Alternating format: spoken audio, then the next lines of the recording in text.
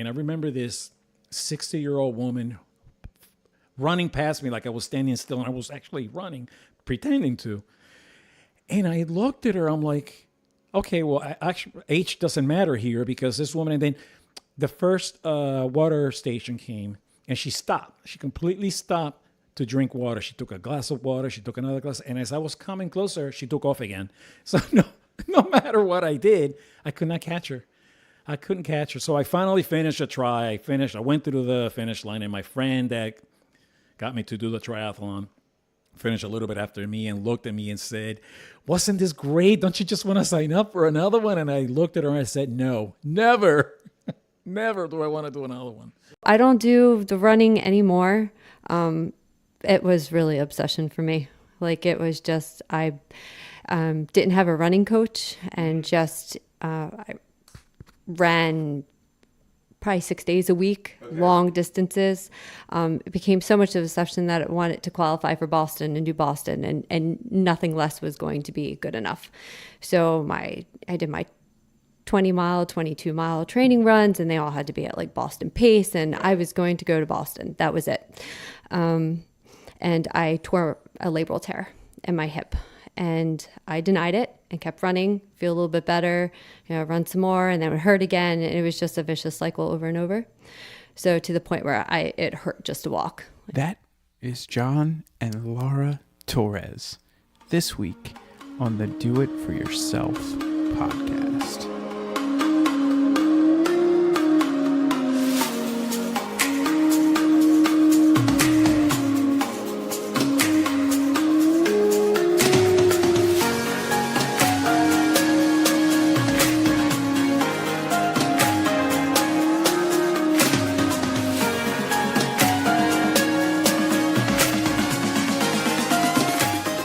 Everybody, how's it going? Welcome or welcome back. As you may or may not know, my name is Ian, and this is my podcast, the Do It For Yourself podcast. And each week I have the chance to sit down and dive deep into someone's story about how they are doing something for themselves. This could be people who are starting a business that they've always wanted to start, people who are running a marathon for the first time because someone said that they could never do that. Maybe it's just something that seems so simple, but for one reason or another, they themselves, they had every excuse in the book as to why they were not able to do that. And so they've finally taken that first step. And they began their journey. Maybe they're in the middle of their journey, or maybe they have accomplished the goal that they set out to complete, and that has now morphed into something so much more. So this week on the podcast, I am actually doing my first couple interview. I am interviewing John Torres and his wife, Laura. And I wanted to interview John because John came from a swimming-based background, and he started swimming as a young kid, moved into swimming in college, and then found himself kind of in triathlon, and went from being at a very high level in swimming where he was in Puerto Rico to kind of being just average when he got here to the United States. And so, that was a big transition for him. And I wanted to talk to him about that, and then, how he really got into the triathlon world, and how he's been successful in his own right in the triathlon world. And John had agreed to do the show with me, and he agreed to do it under one condition, and it was that his wife Laura could join us, and she could also share her journey, because their journeys go hand in hand. And Laura has had success in triathlon due to the help of John as her coach. So not only are they a couple, but they are also training partners and kind of a coach-athlete sort of relationship going on there. So they both definitely have their own interesting stories. And it's great to see their stories kind of combine and come together and meet in the middle and change the path slightly so that they are now working together, both in different roles. So I really enjoyed this interview with John and Laura. It was great to catch up with them and spend some time with them, in the afternoon, as opposed to just a, hey, how's it going kind of, post race. I actually got a chance to sit down and chat with them, which was really great. And it was a lot of fun. So I'm really looking forward to sharing this interview with you. And I think that, we shared some laughs, and I think you're going to share some laughs along with us. But I think that there's also some really great stuff to take away, that John brings to the table as a coach, and, Laura as an athlete, and some of the lessons that they've learned. And so, without further ado, here's my interview with John and Laura. How about you can do Yeah. Right? Piece of cake. Yeah, that's all good. So I'm joined by John and Laura. Hello. And I've known John for quite a few years now. We raced on Team Delmo together. Yep. And I wanted to get them on, and I reached out to John initially, and John was like, no, John wanted it to be a package deal. And so, True. Obviously, I'm totally cool with that. So we have both of them here today, and we're going to kind of talk about their respective journeys and how they've kind of brought them together, and how John is now helping Laura, and Laura's in the sport, and they're going back and forth. So thank you guys both for coming out. Thank you woke for having up us. at 4:00 this morning. Laura's like fresh off of a race, and so it's awesome. Yep. It's good to have you guys here. Yeah, good to be here. Yeah. It's good. And Laura, how'd it go this morning? It went great. I didn't expect all the elites to be there, but it was a very humbling experience, and it was a good experience. And it was a great day for you. You It was beautiful. broke a big barrier in the I sprint did. distance. I broke an hour. Which is absolutely amazing. That's not an easy one. Yeah. That's one that people chase for a long time. So congratulations on Thank that. you. It's super great. Thank super you. great. So now I want to talk with John first. Okay. About your journey with swimming, because that's where you started, and you come from a swimming background. Yep, correct. And you were a very well, I won't even say you were, because you still are. Well, for my old age, I guess I'm okay. Elite level swimmer. I've seen the workouts that you post 10 or 20 100s on the 130, coming in on the 115. Like, yeah. So tell me a little bit about your swimming journey and kind of where you started with that. Well, so in Puerto Rico, that's where I grew up. Actually born in Brooklyn, New York, but when I was a year old, my parents moved back to Puerto Rico. So, and the reason how and why I got into swimming initially was because I had exercise-induced asthma, and went to the allergist, and those kind of shots, just to try to get you. But the doctor ultimately recommended for me to get into a sport like swimming, because he thought that the controlled breathing would help me build my lungs that, were affected by the asthma. Now I have a question for you there, because I have used that term before, and it's actually kind of funny because somebody laughed at me and they were like, exercise-induced asthma, that sounds like an oxymoron. Like, how can you have asthma that is only affected by exercise when exercise is supposed to help your lungs, right? So at that point in time, were you overweight or anything by any means? Yeah, so I was, lack of a better term, I was a chubby kid. I was, overweight. Okay. At that time, and mainly because I really couldn't do any outside playing per se. That's what we did when we were children. We just went outside and play, because I would get into this huge asthma attacks. So I was very sedentary, and obviously, it was, on the heavy side. And I haven't done any research on it, so I don't know how accurate it is. But like he was basically implying that the reason that I had asthma was not because I was exercising. It was because I was overweight, and the exercise induced asthma was actually just the result of what you're supposed to feel when you're exercising. Oh, maybe. You know what I mean? Yeah. Like, and that might be true. so, that might be completely true. And like you I know, said, and you might be right. You know, I have no idea how accurate that is, but I think you might be correct. You know, and I never thought of it that way. But every time I went outside and ran down the street, I would get into this huge cough attacks. Right. You know, and so my father took me to, you know, the allergist, and I was allergic to everything, including, you know, doing too much exercise. But ultimately, he recommended for me to get into swimming. So at the age of 12, I joined the swimming team or the swim club, you know, where you start at, you know, the slow level and little by little get better at it. And it was something that I really enjoyed, including the tough workouts that the coaches at the time used to put you through. You know, they were painful, but for some reason I enjoy that punishment, probably because I was getting better at it.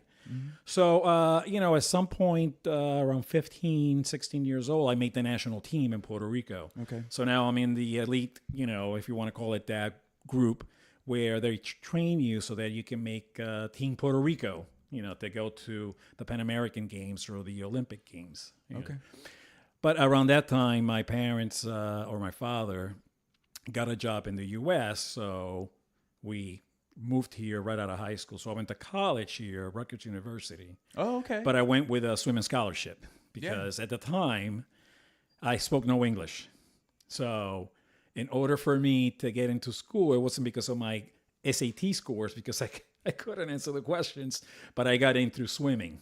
And that's how my swimming career continued. Interesting. Yeah. Interesting. So you went to Rutgers, and this is actually great for me because I tell people this all the time as well, and they don't believe me. So when you went to college, you had never taken the SATs. No, so I did take the SATs, but just because it was, you know, mandatory. Right. But I didn't take a pre-SAT. The score was like, I think you get like 200 for signing your name. So my English score was like 210. And my math score was actually really good. It was like 600 and something. Okay. But my English was just, I was guessing. Yeah. But I was filling in the bubbles. But it didn't matter because I went with a swimming scholarship, and that's how I got into college. And Rutgers has a great swim program. Well, at that time, they do now. It's only a women's program now. At the time, it was both genders. But the women's team has always been good, and they had a great coach at the time, Frank Elm. You know, he was like known for how well his female swimmers did.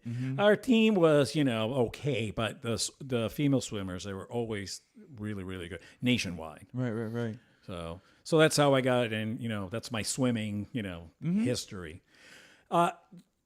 After college, I never swim again, ever. Which is funny because I had Ginny on, and I have friends who are swimmers, and like, once they graduate from college, they don't want anything to do with swimming ever again. And I think it's not so much that I didn't want to swim anymore, but there at the time, I don't think there were something like, you can do 5K running, you know, on the side, and then you continue running because you used to be a track athlete.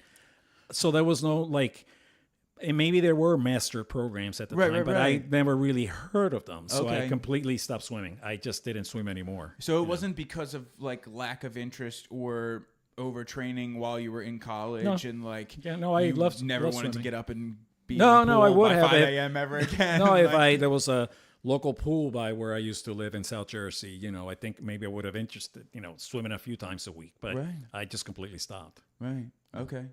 And so you graduate from college, right? And I'm assuming that you get into the I actually didn't even finish college. Really? I didn't even finish college because not knowing English and trying to keep up with all the, you know, courses on top of it. It wasn't just like I was a swimmer, you know, a professional swimmer. Right. I had to actually quit college. And then like when I moved down to South Jersey from northern New Jersey, I went to community college. Okay. And there was no swimming program at the community college. And so you were just going to community college. You could focus on your studies. And how was your English coming along? At that point, my English was fine. Okay. You know, this is already, you know, a couple years into me living here. Now, did you go to class, or did you just learn on your own? Like, how did you? So that story was mainly because at the dorm complex where I used to live, the third floor, I was on the second floor. The third floor was what they call an EOF program, Equal Opportunity Financing. And they were all Puerto Ricans or Spanish from this area. So they all spoke English and Spanish. They weren't like straight from Puerto Rico. They were all from, so they spoke both English and Spanish. So by me being with them all the time, I learned a little bit of English here and there. So by the time I left Rutgers, I was fluent in English. Okay. But it wasn't, you didn't go through like a program here or anything like that? No, I went through the, you learned to speak. Trial by fire, basically. Yes. But I'm sure that offered up its own set of challenges and everything just for life in general. Yeah, of course. Know? Yeah, so, of course. Now, when you were at the community college, did you know like swimming's done, right? Yep. When you were coming here, did you think that you were going to pursue swimming as a career? Or did you know that swimming was your avenue just to get to school to build a career? Yes. So obviously there was no career unless you became a coach, I guess, or I'm not sure where swimming goes after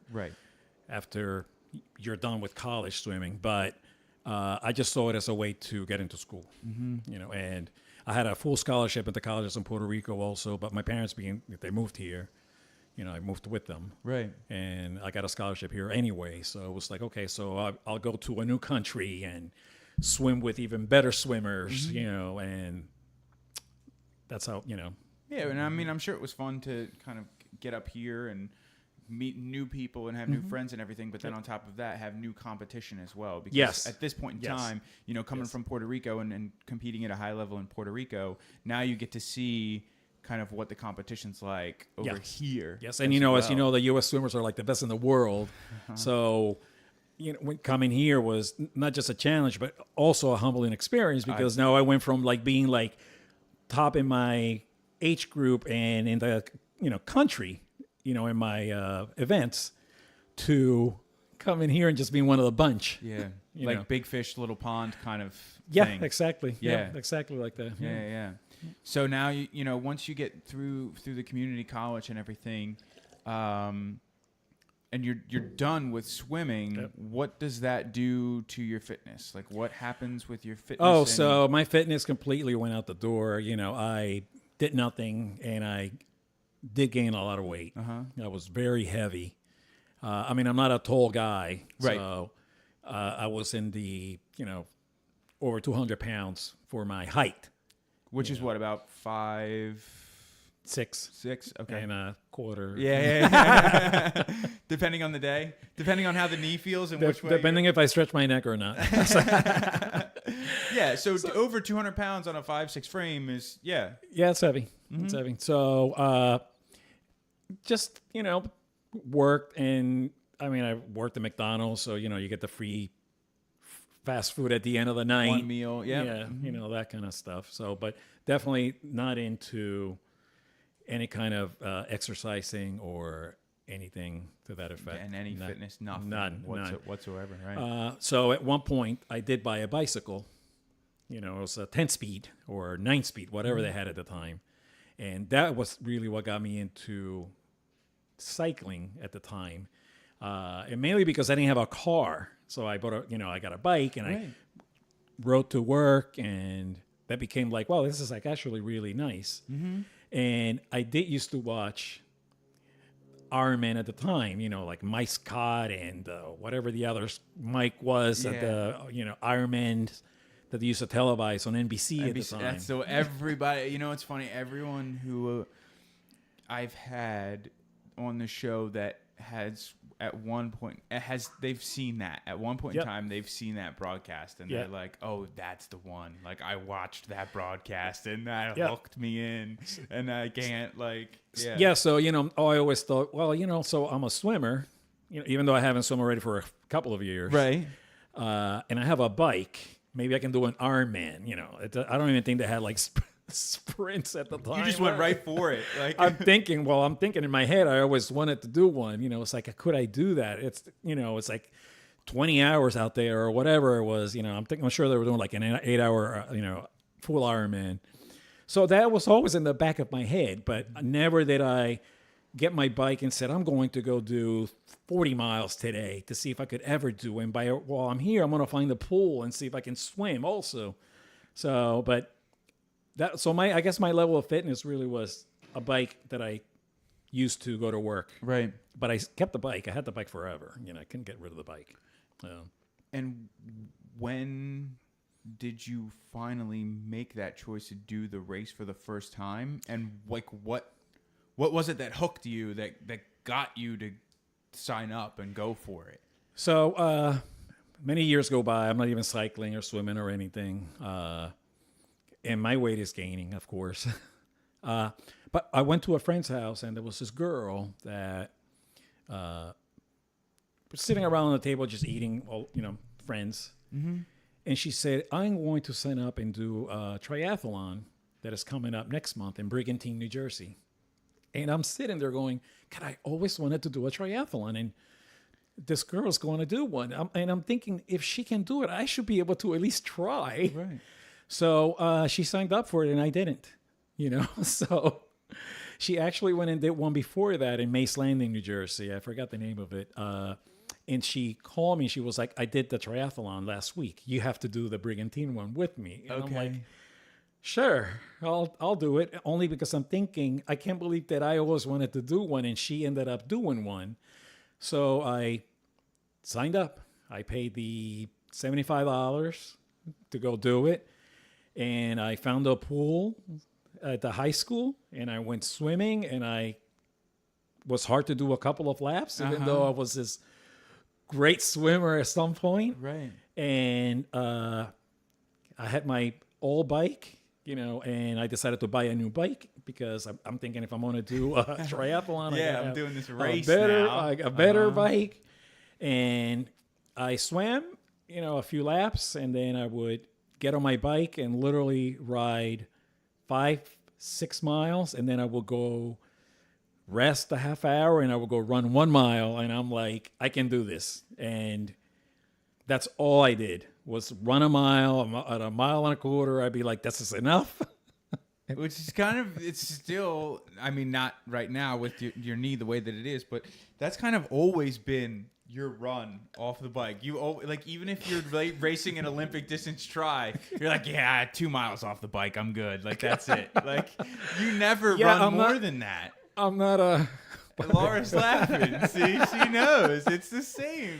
It hasn't changed. It's true, but I could at the time. I just didn't want to. Now I would like to. I really just can't right now. But so triathlon day came, and standing there in front of the back bay in Brigantine, New Jersey, and I'm standing there, and I'm looking at this open water swim, which I didn't even practice. I just went to the high school pool, and did a few laps.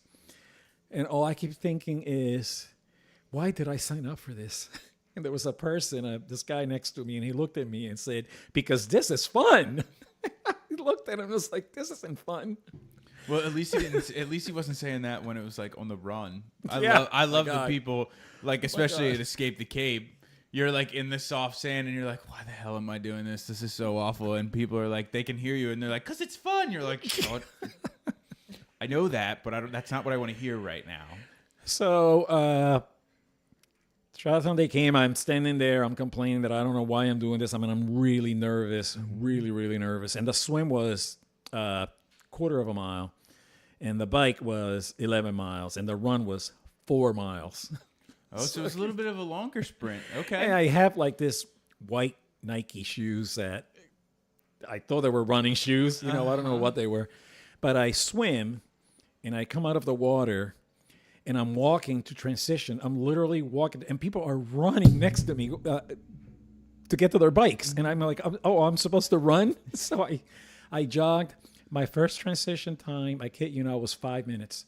I stood there. I wiped my feet. I put socks on. I got my headphones ready. I had to get my playlist on. Put my cycling gloves on. My helmet. I had to wipe the glasses to go bike. And I think my longest bike ride before that was like maybe 6 miles as I was training. And I remember looking and it was like mile 8. And I'm like, when is this going to end? But it's Never only... mind the run that you have coming, right? So I finished the bike and it was another 5-minute transition. I changed my socks. I needed fresh socks. I wiped my feet. I did everything that would take me longer to take a break before having to run 4 miles. And the run was 2 miles out and 2 miles back. Okay. And I remember running, and I remember how, you do your age groups on your calf. And I remember this 60-year-old woman running past me like I was standing still, and I was actually running, pretending to.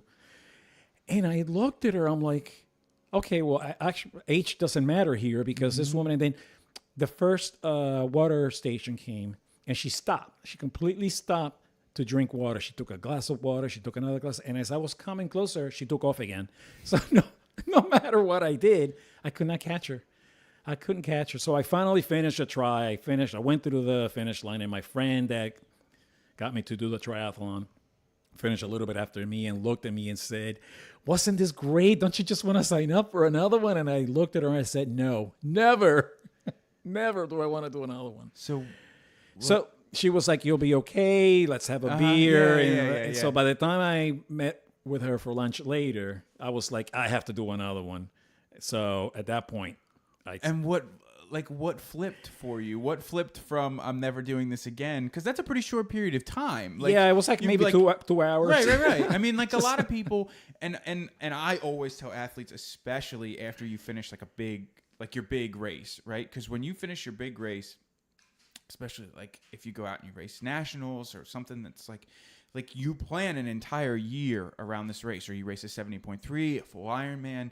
There's this build up to the race, and like you getting anxious, and you're excited, you're ready to go, and then especially if you're traveling, like you get to drive out there, like everything's great, and then the race happens, and it's like everything plummets after that, and you kind of have these like highs and lows that you have to work through after the race. So I always tell people like at least 48 hours before making any decisions on registering for that next race. So it seemed like it didn't take you that 48 hours. So what happened was that I went and, they printed the results and, how they display them. And I'm looking at my name, and it must have been like maybe 250 people. It's a small triathlon. It's all for the community. All the money goes to recreation. And I was maybe like in number 52, 53 or something. And I looked at it and I was like, that actually wasn't too bad for not even training properly for this. So by the time I drove home and took a shower, and I was like, maybe if I actually train properly, or at least give it a better go, I could actually maybe do okay. So by the time I met her for lunch, I was like, I want to do another one. She said, well, the Atlantic City Triathlon is coming up in a month. And I was like, a whole month? I can do a lot with a month. Okay. So, as you know, Atlantic City Triathlon is a Delmo event. Yep. So I actually did bricks. I actually swam and biked. I actually biked and ran. I actually was practicing a training regiment. And I signed up for the Delmo event, and when I went there, I swear, it seemed like it was the Olympics compared to the little triathlon I did down the street from Atlantic City. I felt like I was like, wow, look, what is this? Look at this finish line. Look at all the people here. And, and then Steven gets up there, and he's on the mic, and he's talking, motivating you. I'm like, this is incredible. And what year was that? That was 2013. So that was like the early days of Atlantic City. Yeah, that was only, I think, like the second or third year he did it. So, I mean, imagine coming up now, and that's like your first race that you're doing, and you have the finish on the boardwalk. Oh, yeah. Oh, I know. I know. To see how that race has grown. But it was so grandiose at the time. Right. That it just was like, and now when you look back, it's like, it was a great triathlon, but what he does now is just... out of bounds. It's top notch. Yeah. So I did the triathlon, and I actually finished 6th in my age group, number 6. And I was like, I'm onto something here. I really can do this. Right. So, but it wasn't until the next race, which was Escape the Cape in June. So I went from like of the following year, right? Yeah. So I want to ask you a question about that between Brigantine and Atlantic City. you increased your training. You started training smarter. Yes. You started doing more race-specific training, Yep. more things that were specific to triathlon, Yep. and the things that were going to be happening, the order that you were going to be doing things. Where did you pick this knowledge up from? Oh, I just started researching, started following professional triathletes on Facebook, and they would post a lot of information, links to this and that. And I just became very studious about the whole thing. Right. With only like a month to do what I could do, but I just wanted to, OCD as I am, I wanted just to do it the right way. Now, to further that, especially because you just said that you're OCD, like I've seen professional triathletes post their workouts, okay? And a lot of professional triathletes, they could be swimming between 4,000 and 6,000 yards. For an age group triathlete that's training for a sprint triathlon, there's no need for them to do between 4,000 and 6,000 yards in one practice, let alone maybe even in a week. Yeah, to be three honest. or four a week, right? Right. I mean, if you're doing, there's no reason for somebody who's training for a sprint, even an Olympic, really, to be doing 6,000 yards. So did you make any changes? Did you adapt any of the workouts or anything like that? So for the swimming, I actually figured I have so many years of experience with swimming. I can adapt those workouts that I used to do when I was actually a swimmer to what I'm doing now. And I just started making up my own swimming workouts. And when I started comparing them to the pro athletes out there or the seasoned athletes, not so much professionals, Right. I saw that my swimming workouts were actually on par, maybe scaled down for my distance. Yardage wise. Yeah, okay. But it's the same workout. Like I will see some workouts post and I'm going, I used to do that when I was a swimmer. I used to do that too. I'm like, well, things really haven't changed. Technique might have changed, but the workout itself really didn't. Not being a runner, I just started doing, okay, well, what are the 5K runners doing out there? And they are putting a lot of miles. They're not just running a couple miles because they're doing a 5K. Right. But I also figured I do have to come off the bike and do something. So I just started adapting everything to what I thought was enough. Plus, we are full-time employees. We do have a life that is outside it is. It's not like we're professional athletes here. So I just started to get smart and tried not to get injured as I'm working out and enjoying what I'm doing and feeling good that I'm actually doing triathlons because not everyone gets to do them per se, Absolutely. So I just adapted everything, I rescaled everything and it worked out for me. It worked out really well. And then you're getting into Escape the Cape, and now, you're finishing 6th in your age group. You start moving up the age group ranks, and you start getting onto the podiums and things like that. So was your training changing at all? What did you change in your racing? Because I'm sure those times that you were on the podium, you weren't taking 5 minutes to wipe off your glasses and put socks on anymore, right? No, so I changed everything, right? So I decided to go as minimum as possible for anything that I did. I did not use my gloves for cycling anymore. So I started working out without them. Right. So I wanted to do my transitions faster. So no more socks. So I started working out without socks. Right. Found a shoe that actually didn't give me, hot spots or blisters or anything, change my outfits that I wore, to be a one piece. So I didn't have to, because even the first triathlon, I brought a long sleeve shirt to put over after the swim, thinking I was going to be cold during the bike because I was wet. So I just changed everything, but really just emulating what I saw out there. And every time I saw something, it's like, that's actually really smart. I think I'm going to have to do that. So I actually practice transitions. I don't know if people do that or not, but during the off time, I actually practice how to put my shoes on fast, how to, put my helmet on quick, how to take it off and change the shoes. I just, whatever I could do on my spare time at home. You're talking downstairs, because it was cold to go outside and do all those things. But I did run outside in the winter. Whatever I thought would make me better, I tried to do. Okay. And I think the important thing is, and you just said it, you might not even realize that you said it, is you tried it, but you tried it during the off season. Yes. And you tried these things at a point where it wasn't, okay, 2 days before the race or the day before the race, I'm going to try and do a flying mount just so that I can try and do that race Which, day. which I practiced myself and I could never do it.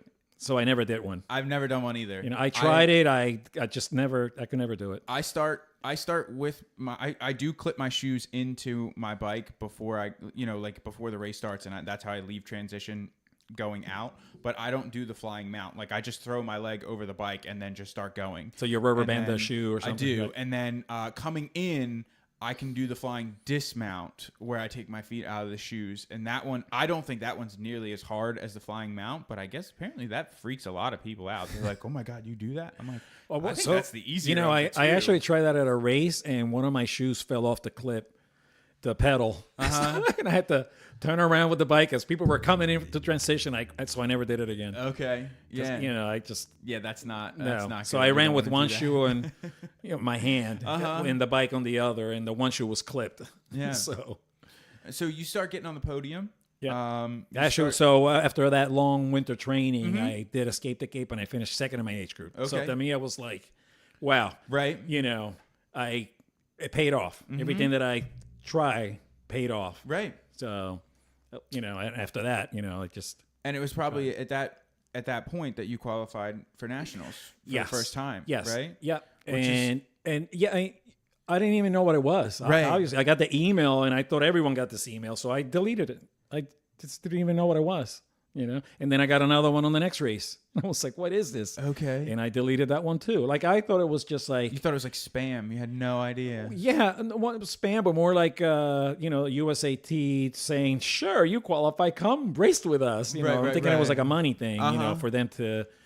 But little did I know that is, you know, if you're top 10% in your age group, you know, or whatever, you know, you qualify. So I didn't even go. So that first year that you got those emails, you didn't go. And I didn't go the second year either. You know, at that point I was like, I guess I just go whenever, you know, if I'm going to get these emails, I just pretty much took it for granted, and I just never went. Right. You know.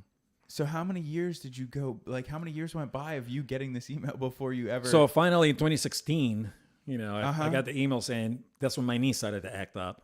Yeah. Know? So then at that point, I said, I need to go now because I don't know what's going to happen with my knee or what I'm going to do with it or not. Right. So I decided to go because I don't know. I didn't even know if I would qualify in the future. And so I went. You know, and that was at Omaha, which is where I saw you there. And I mean, I've talked about this before, and you can sound off if you know as much as you want to as well. But I just went to Cleveland for this year, and I think I still liked the Omaha course better. Like Omaha was so much fun, regardless of that stupid hill that was in the middle of the course. That was brutal. The bike course. That was a brutal hill. That was brutal. And you hit it twice because you hit it going out and then you hit it coming back, right? So, okay. But that's fine. I mean, I can deal with that. And the run course was like brutally hot. Yes. That's why I did not enjoy Omaha as much as Ohio. Even though in Ohio, actually didn't finish. I didn't do the run because at that point my knee was just. And that's why you enjoyed. That's why you enjoyed it a little bit more. Because let me tell you, that run course in Ohio. So I hear. Was so I hear brutal. that. So I hear. It was brutal. So I hear. So when do we pull Laura into this sport? Oh well, you can. No.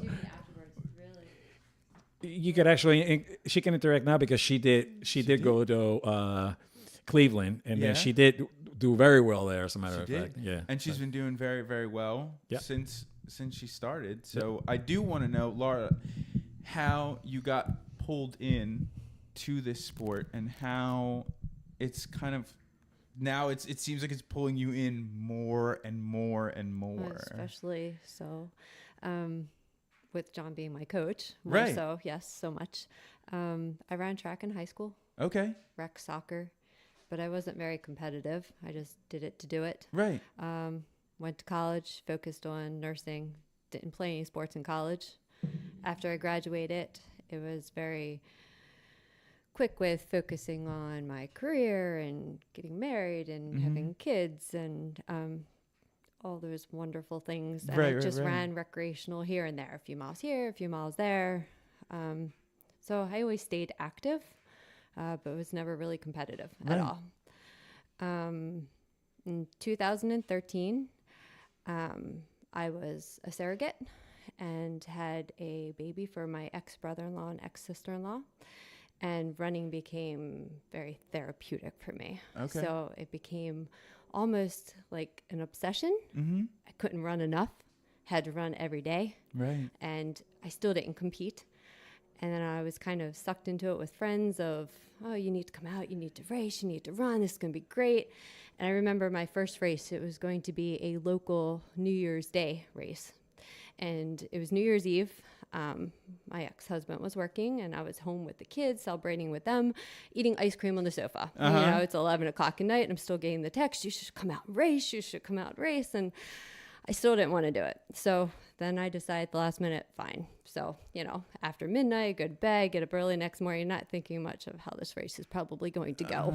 And I actually finished overall and did really well and kind of got the running bug. And so people who didn't think that I was going to beat them, I actually beat them. It just went from there. So I started signing up for a lot of races. And that was all of 2013.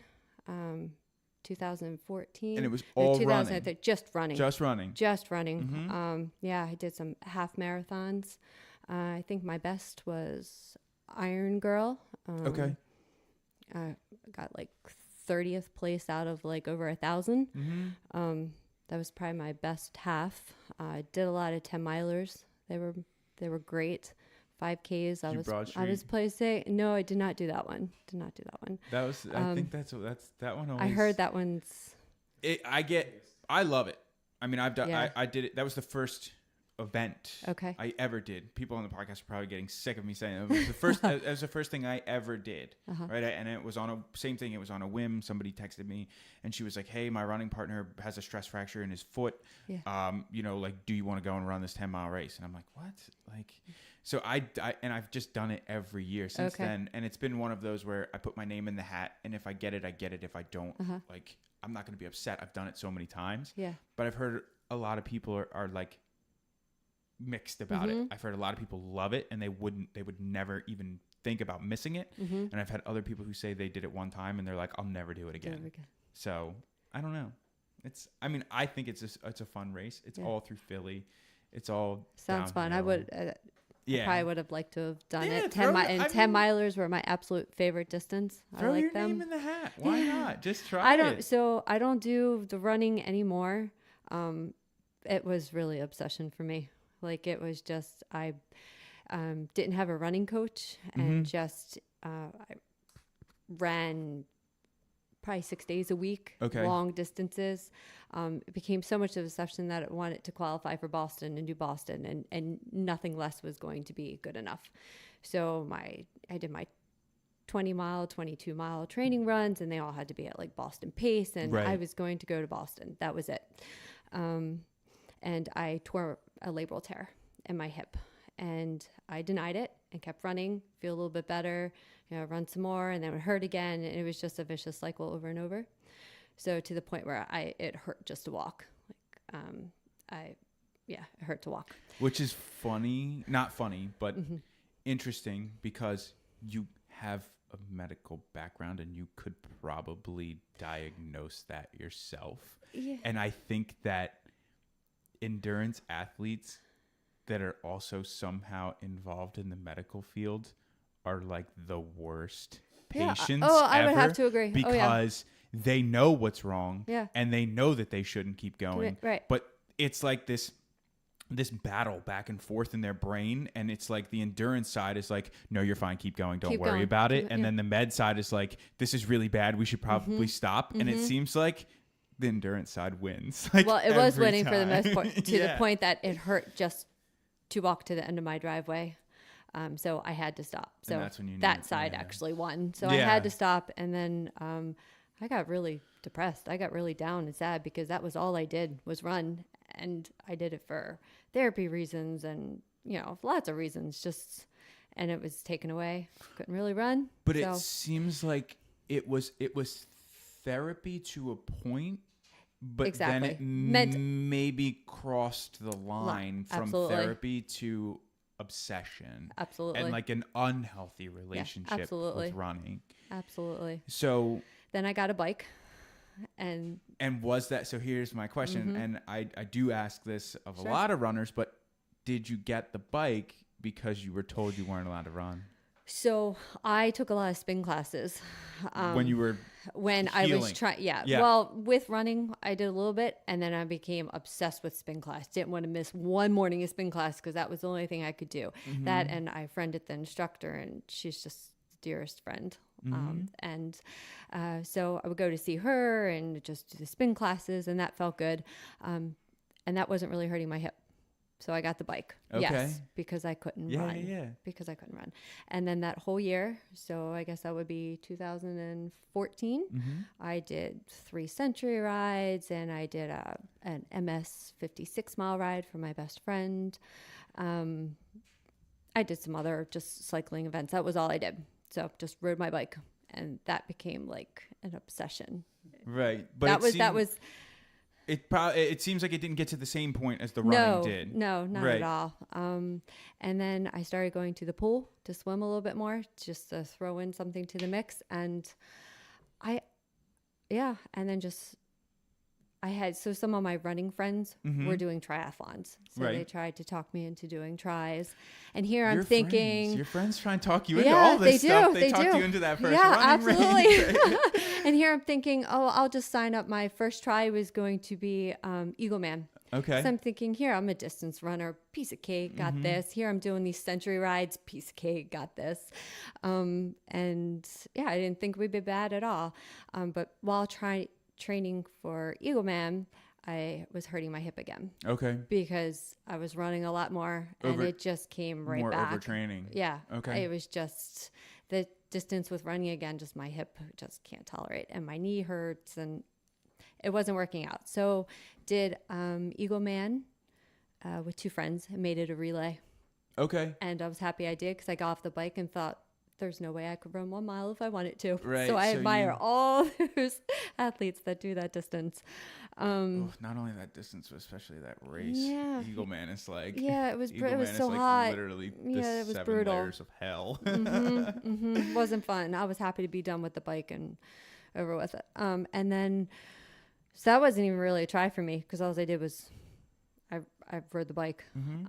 My first try was an Olympic, and I didn't place. I didn't do bad. I want to say maybe I got like 7th in my age group or something, but it was, I sat down after the swim and put on my shoes and, took my time with the helmet as well. Went out on the bike course, came back, put on brand new shoes I had never ran in before, laced up my shoes and tied them. Never did a brick, not once. I thought, I can do this again. I'm swimming, I'm cycling, I can run. I felt like I was running through mud in army boots. I had never even practiced one run off the bike. So I was happy to be done with that race. And then I took a lot of takeaway points from that race. And after that one, I think I've podiumed every race since then. And that was started in 2015 for me. So What was your first race? it was... Everybody remembers their first. I can't remember the name of it right now. What? I'm drawing a blank. No, not Diamond in the Rough. Oh my gosh. Oh, I stand corrected. Yeah, I my usually gosh, say right? everybody remembers their yeah, first. But no, but probably because I was was a just happy to bad finish, and it experience. was just it wasn't bad. it wasn't was a a bad great experience, but experience, you yeah. were kind of like, oh God, I don't want to do this. Maybe it was Diamond Man. Okay, I it think could've yes, been in yeah. June. Yeah. Yeah. Diamond Man. And then after that was Druid Hill on my birthday, and I got first in my age group. So I started qualifying for nationals. And it's funny to hear your training kind of plan as you were leading into your first race, especially specifically Boston, and then your first try. After we heard John's, where it was like I cycled 6 miles, I ran 1, like it's funny to hear the two opposite ends of the spectrum, where we have one who was like going with the minimalist route, and then we have you who you're taking I couldn't do enough. Like, you were taking it above and beyond. So, and he grounds me that way with coaching me now. Right. And that's what I was going to get into. So now you guys are working together as a team. Yeah. And John's taking some of this knowledge that he has learned and applied to his own training, and he's passing it on to you. Yeah. So what has that been like for him to kind of ground you? And is there ever like a point in time where you're like kind of butting heads? Oh, do we butt heads? In training. Yeah. He's great. He's a great coach. He is so supportive and encouraging. He knows my body so well as to how far I can push it and when I'm doing too much, even when I keep saying, I want to do more, I want to do more. He is absolutely not. This is enough. Even if it's just a simple treadmill run, I want to go faster and I can do that. And it's absolutely no. You're stopping here. You're doing the speed. So he has kept me injury free. So I've battled with injuries because I just do too much. I don't train the right ways. I have not had one injury this past year, aside from I fractured my foot earlier this season, but that was because I wore incorrect shoes and tied them too tight, and it's my own fault. It wasn't an overtraining thing. No, and I heard it during a race. And then, it was Escape the Cape. Okay. Yeah. So, which you finished second overall. Second female overall. Yeah. And was right next to me the entire time on the bike. And it was kind of funny because I didn't know. So, side story. I'm gonna go. Well, we actually cycled. All three of us cycled together. We did. Yeah. And Laura and I came out of transition together, and she was right behind me. And I didn't know it was you. Zone, and it's funny because I didn't know it was you. I was saying, "Come on, fucking move! I want to go! I want to go! Get out of my fucking way!" Yeah. And then I felt really bad. So halfway into the bike, and I saw John, and he was talking to you, and I'm thinking, holy shit, that's it. And I didn't know, I was cussing at him coming out because I just wanted to go. Yeah. Which is so funny felt because so bad. John pulled up next to me and you were like just ahead of me. And he says something, like, oh, yeah, did you see her? She's like super fast or whatever. And I wanted to look at him and be like, yeah, and she's kind of a bitch too. Like she was yelling at me so bad. But for some reason, like, and this has happened to me so many times in the past, like I have this thought of what I want to say. And I'm like, no, not the time, not the place. Don't say it. Don't say it. And he's like, oh, yeah, that's Laura. And I'm like, oh. Thank God I didn't say that. And then we finished the race, and you immediately after you had finished the run, like right in front of me, and so immediately after you're like, "Oh my God, I'm so sorry." It was race brain, like it was like, "It's fine. I totally get it. My race brain totally is bad. Get it. I totally get it." So now that, and we were joking beforehand, but I kind of like this, like the power couple of the two of you comes together, and I don't want to say that, John, that you're throwing in the towel and you're hanging it up, so to say, but you're dealing with some injuries in your knee that are kind of preventing you from probably training the way that you want to train right now. Yeah, well, that's true, but I wouldn't call it an injury as much as just a condition. I have arthritis on my knee. Right. So that's not like something that I can just sit down and it goes away. Right. Like rest. Like ice and it's ice not... and put your leg up or whatever. Watch the football game. Right. It's something that needs to be taken care of. But I just every time I research and which is what I like to do, you can get a knee replacement, or in this case, it might be a partial knee replacement. Right. And you can run. But it is a 6 to 10 month, rehab, and it's, I don't know if I can sit that long. Right. And at least now I can swim and bike and pretend that I run. I still put in my 2 miles, so it's not like I'm doing something different. Right. But I don't know if I can be as competitive as I like to be or I used to be, So the thought in my head of just to let it, and you can just do this a little more, but every day is a little different. Like I wanted to race today, and last night I made the decision not to race. Right. Right. So take it. I don't want to throw in the towel, but I don't know where I'm heading to right now. Right, and you don't know which way you want to go just yet. Exactly. And some people will we'll do the aqua bike, and that's an option. I just never can see me saying, so what do you do? I'm a triathlete. And what do you do? I'm an aqua biker. It just doesn't sound right in my head right now. And I might, I might, it's just at this point in my life right now, I just don't want to give up. Right. But I know that I have a condition that I need to be taken care of.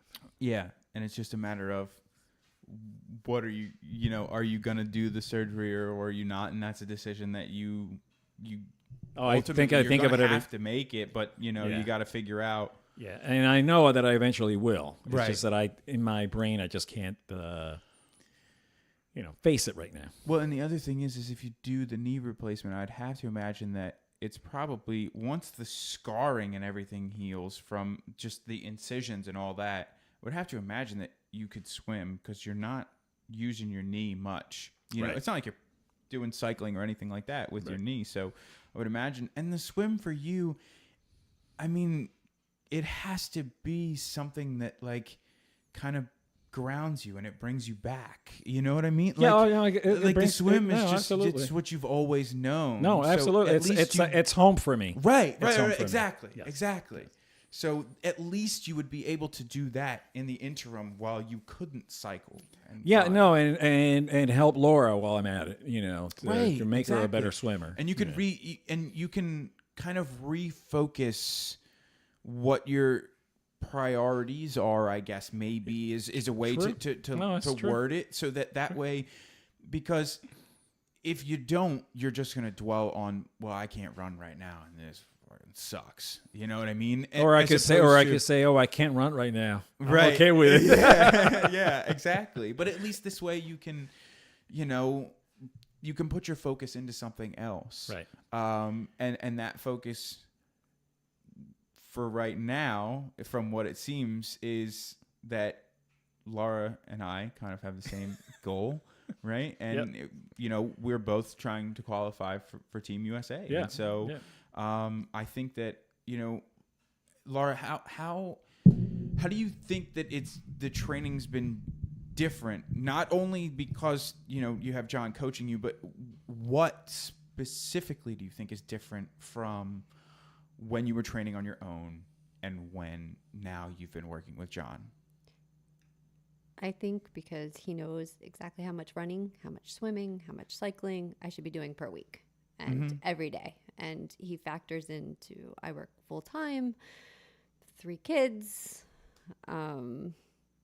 There's a lot of factors where if you just go out and you hire a coach, they don't see you day in, day out. Yeah. Know that you didn't sleep well the night before, or know that, you did sleep well and you can have a great workout, or you ate really good today and, or you didn't eat good. And he just takes all that into account now, every single day. Do you think that there's ever a time that being so exposed and being so close to one another that can actually be like a limiter, and it can be something that could like present an issue, whereas because nobody knows your body better than you do, you know what I mean? So do you think that could ever kind of present a problem, or has it?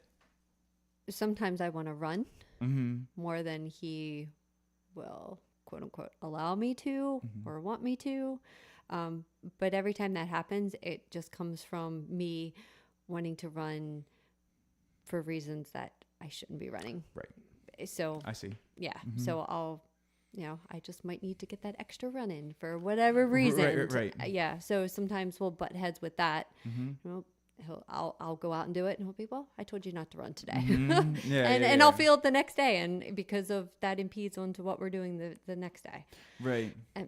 So it's kind of it's being able to look at that bigger picture, like that overall picture. Whereas like for you, when you were just running and running was your quote unquote therapy, you weren't kind of looking at the overall picture of like, well, I have a 20 miler coming up this weekend. There's really no need for me to do 10 miles on Thursday. You just went out and did the 10 miles because it was right. It felt good at the time, right. He's made improvements for me so much. So this year, with the exception of today's race, the races this year have been overalls for me. Right. For last year, I was, would be first in the age groups and everything, but my goal this year were overalls, and he's gotten me the overalls this year. So I was hoping for Team USA this year. It didn't happen. Yeah, that was I was disappointed. It was really, it was a very fast race yeah, this year. it was. I was Very fast. swim was hard. I held my own on the bike, best bike I've ever done. But when I hit the run, it was just, I was counting the women with their ages on their calf just flying right past me. Yeah. It was hard. And was that your first time racing That nationals? was my first time nationals. Yeah, I Okay. had qualified every year since starting tries, but this was the first year that I went. So I didn't know what to expect for one. Yeah, it was a eye-opening experience. Now, my question for you is, and I kind of understand and would know, I don't want to assume, but I would know what John's answer would be for this, because John's a competitive guy. He was a competitive swimmer. yeah, So absolutely. going into triathlon, once you figured out what that email was all about, you wanting to go to Team USA would be wanting it to take it to that next level, because you have this competitive bone in your body and you can't help it. Yep. Right. But for Laura, it seems like you originally just got into this for fun, and you got into this for therapy, and you got into this because it was something that it made you feel good, and it was a way to escape. Absolutely. But But the last couple of years has been like very competitive, right. Especially so where this did that year. come from? Did you get it from John? Yeah, I guess he's rubbing off on me more. Yeah. I think. Well, even with running with my races, I was always competitive. Once I got there. Right. Okay. So it wasn't where I ran a little bit here and there. It was so competitive. I felt like drawn to need to sign up for races. But once I started. It was that you saw the results and that you exactly could be competitive with some so of these after other I started women seeing who were the results with the tries, and starting to do better and better. And this year being my best so far. So bigger goals next year. Yeah, absolutely. Absolutely. And you've already qualified for Cleveland next year, right? I did. Which race did you qualify? The one right afterwards. Top of Delaware. Okay. Yeah, I got third overall. I missed second place by 4 seconds, I think. It was that hill. 4 seconds. And that hill. yeah, first place, she was phenomenal. She was a collegiate, elite athlete. Do you remember who it was? I don't remember her name. I wonder if it was Brooke Saunders. Probably. Yes. The Saunders family. Yes. Yeah. Yeah. Mom and dad were like elite athletes. Okay. And, I wasn't even close to her. Yeah. I was close to getting second, but yeah, there was no way I was going to come close to her. Brooke she swam at the Hack where I, teach swimming and where I do my swimming as well. Okay. And she was she swam the 500. And her 500 time was like 5 minutes or something like insane, like 5 or 6 minutes. Yeah, she's like a very elite level swimmer, and she went on to swim in college, and I think actually was on her college tri team. So she's very, very, very good. But like I said, mom and dad have come from the sport as well. So, but I'm sure that's a big weight lifted off your shoulders that you have the qualification out of the way, and now you can just focus on what your plan is for next season. So you did have your race today, but what's coming up for the both of you, like for the rest of this season? And are you done racing, and now is it going into like off-season mode, or are you kind of still in limbo? We still wanted to race together, but it's hit or miss with his knee. So we were going to do Top of Delaware together, and that ended up just being me. Right. And then we did do a race together 2 weekends ago. That one was in New Jersey too. LBI? Yeah, Long Beach Island. Okay. By DQ? Yeah, by DQ. So that was a quick little short one too. We both did that one together, and I like doing them together. I like seeing them out there and seeing. Yes, I like. She likes passing me. How's that? Yes, I like slapping him on the ass as I'm going past him. So today we were going to do together as well, and he just wasn't feeling it, so he didn't do it. It was just me. I like having him as quote unquote my coach there and cheering me on and looking at me and telling me what I could do better, but I miss him being there. So like you, I want him to get the knee replacement as you're trying to encourage him, but he's very stubborn and set in his ways. Yeah. Well, and I mean, just think about it. If you get the knee replaced, then you might actually have like a chance to Keep to talking. race against Yeah, me keep again. Telling, keep telling him. I don't know. Again, I mean, every time I see you, you're flying by me now. So I don't know. I don't know. But there is a race coming up, Pine Barrens. It's it will be the last race of the season. So we'll decide right before. I would like Laura to do the Olympic because she finished third overall a couple of years ago on that race and was beaten by two women, one by 5 seconds and the other one by 7 seconds. So I think it should be redemption time and see, how she's doing compared to that time. Right. So we'll see. We'll play that by ear. Oh, so just like she's trying to convince you to get the knee replacement done, you're trying to convince her to step up to the Olympic. Yeah. Right. So. Uh-huh. Yeah.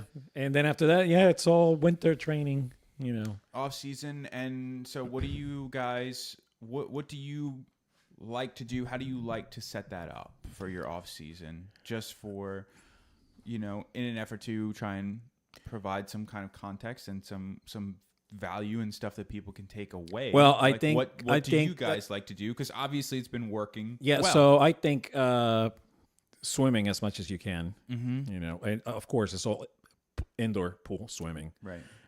We do hit the trainer a lot. We do try to get out with the bikes in our area, which is all hills. So nothing fast, just hard climbing.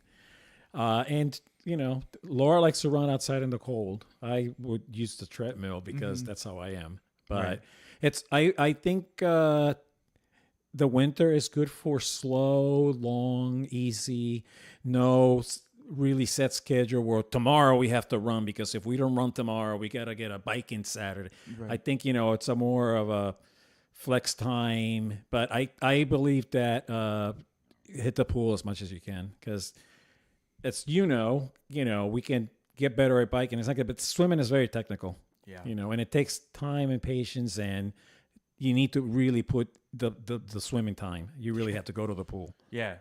Yeah, and it's very difficult to get better at swimming if you're only swimming, 1 day a week. Yeah, that's impossible. Yeah. And some people are natural athletes and that's all they want. And, they're gifted at other disciplines, the bike and the run. But I also believe that if you can get the swim and you can get a good swim in rather than starting a minute and a half behind, which, when you have fast cyclists and runners out there, a minute and a half is a lot, Well, and not only is that minute and a half going to help you, but the other thing is, even if you come out and let's say it's 45 seconds, but you come out with 45 seconds, right? And you're fresh because you have a better swim stroke. Yes. And your technique is better. Yes. And you're not coming out of the water like out of breath, dragging, dying. Yes. Then I think that makes a huge difference. I think, a couple of seconds per 100, it's a big help. They all add up. Everything adds up. I mean, Laura lost first place by 7 seconds in run race and overall, and 7 seconds from first and 5 seconds from second. So every second helps. Transitions. I mean, you put your socks on if you want to. Right. I chose not to because I know that every second counts. For sure. Yeah, absolutely. So I think swimming is and the conditioning of swimming alone, just just your lung capacity increases. Right. Your controlling breathing, it's better. It's a win-win. But we'll do the trainer. I would love to get a smart trainer. Maybe at least for her. Right. And yeah, I would love to get into Zwift, and I know you do. Yeah. And I mean, and I'm sure it's made a big difference to you. Well, I've always done trainer rides. I've always used a trainer and I started with just the regular fluid trainer, the Connect one that you just get from Performance Bike or whatever it is. I think it's like $150 or something like that, I think. And I would put Netflix on and I would just watch videos and go off of like my heart rate is what I started with. I think the bigger difference that I've seen and the bigger gains came from getting a power meter and not specifically from the smart trainer. I think the smart trainer is an amazing investment if you can do it, and if you like. I understand that they're expensive. It's not something that everyone can just drop the hat and say, oh, okay, I'm going to go out and get a kicker, or I'm going to get one of these very, very high-end trainers. But I think that the biggest difference and the biggest gains that I've seen came from when I got a power meter, and those have been going down significantly in their pricing. Yeah, we'll have to look into that. And the thing with the smart trainer is, yes, the smart trainer has power, but if you don't have a way to gauge your power while you are riding in a race, there's no point in looking at your power while you have your bike connected to a kicker or anything else. Right. So is the Zwift fun, and is it a way to, kind of like mix the training up, and I'm chasing after people, or, people are chasing after me, whatever the case may be? Yes, absolutely. It's a ton of fun, and I love being able to do the training that way. But I mean, for anybody out there who's kind of, thinking about, oh, should I, do this or do this in the off season, I think that the power meter is a huge game changer. Mm-hmm. It's a huge game changer. And there's so many different options out there right now. I mean, God, we could do an entire podcast on just I've power actually meters. looked into them too. But with just the single arm, the left arm crank. I know Garmin has the pedal. Yes, Garmin has the pedals. Those are a little bit more expensive. Don't know if you can get single-sided pedals from Garmin, or if you can get dual. I've only seen the dual. Yeah. But the Stages power meter that has just the single, Stages does both. They do dual arms and they do a single crank arm. I think that's been a game changer for me in the off season, and that's when I did it. That's the time, just as you were saying, like this is the time to do it. Now's the time to do it. And make those investments and make those changes, not in the middle of the season. Not right, exactly. You can't, right. And with Laura, with her training through the winter, it's staying injury free. Mm-hmm. If Laura can stay injury free, then there's no limit to what she can do. Absolutely. She's just started tapping into her endurance and speed. Mm-hmm. So, and like you said, she just broke an hour today. Yeah. So and that's huge. Yeah, that's huge. The hour mark is, yes, it's hard. I mean, it's hard to break because you have to be able to push yourself to that limit. Which, I like Olympic distance. So. Really? You like the Olympic over the sprint? I was just talking to somebody the other day. Yeah. I feel like I can get into a groove with the Olympic. Okay. So I don't start feeling good on the run until a little after 2 miles. Okay. 2.5, 3 miles. So yeah, am I happy it's over after 3 miles on a sprint? Absolutely. Right. But you scale back just a tad, and I feel better on the Olympic. Now the swim's a different story, and the bike I love on the Olympic. I could cycle, all day. Yeah. I don't want to get off the bike. Right. When I'm swimming, that's all I want to do. I look forward to getting on the bike. I just want the swim over with. Okay. And then you don't want the bike. And then I don't want to get off the bike. End, yeah, right. I don't want the bike to end. The swimming, I need to put a lot of time in for the swim. And it even is. with all of the training he does with me, and he's made me a better swimmer. It's still such a challenge for me. And the swim is, I think even the swim today. is the hardest. I really do. I think it's the hardest to get better at. I mean, you can see massive gains in the off season in your cycling and your running. I mean, you can, and I think the other part of it is with all the data and everything else, it's so tangible. Like you can see your FTP go up. You can see your heart rate go down, but your speed go higher. Like there's, you can see tangible evidence of that, but it's swimming, way and it's different. hard. And swimming, when you only see that 1 or 2 second difference, it's so disheartening sometimes when you're working so hard. And all that for 1 second. And I don't like how people say, well, you can't win it on the swim. Well, you can't, but you can certainly lose. So when you're losing by a few seconds, and your swim could be better. Yeah. The Makes swim and the difference. transitions. Yeah. When you get to that next level, that's the thing that definitely. I'll never be as good as swimmers, John, of course, but my God, I'm envious watching him in the pool. He makes it look effortless. He stays next to me. He does not leave, he does all my timing in the pool, and he does not leave my side, but he makes it look effortless while I'm dying. Most swimmers do. I know.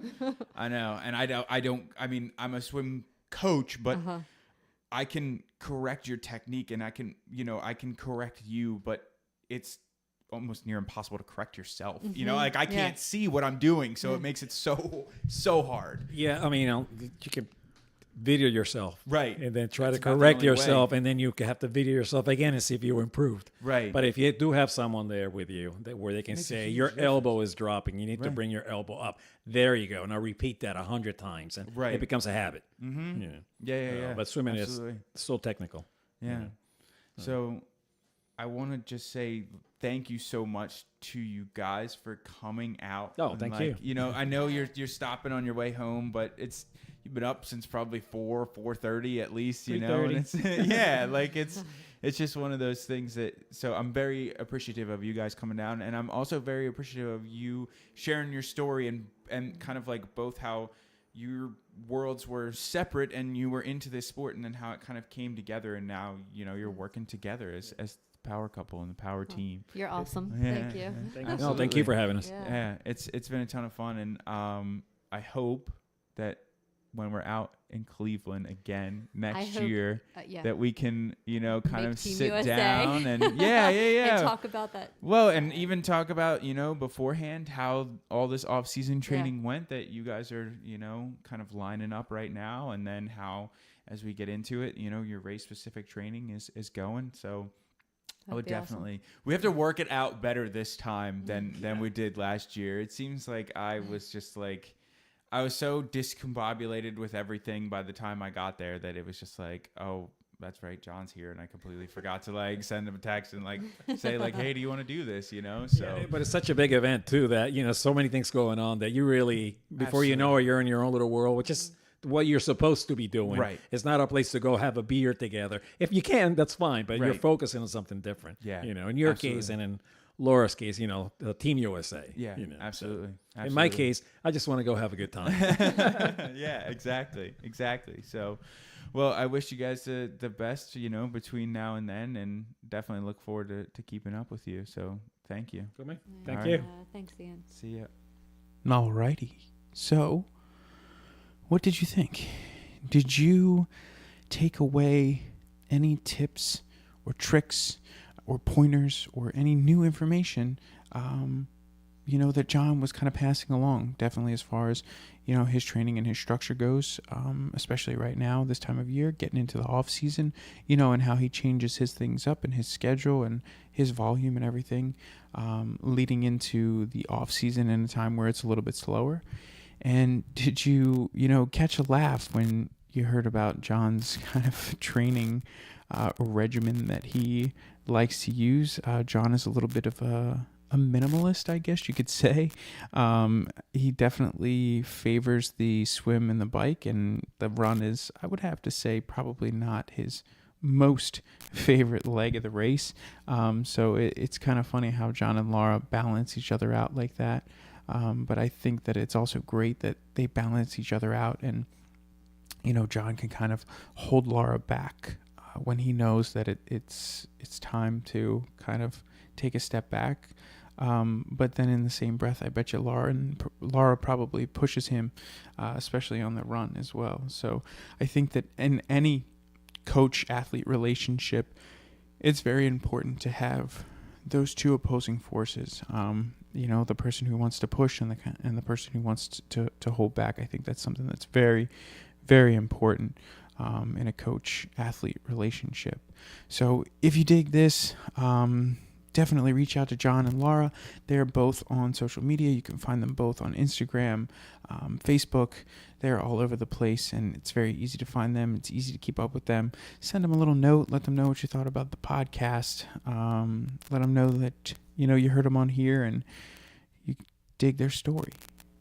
And if you have a little bit of extra time, please do me a favor and just leave a little review on your podcast app of choice, whether it be Apple Podcasts, Stitcher, TuneIn.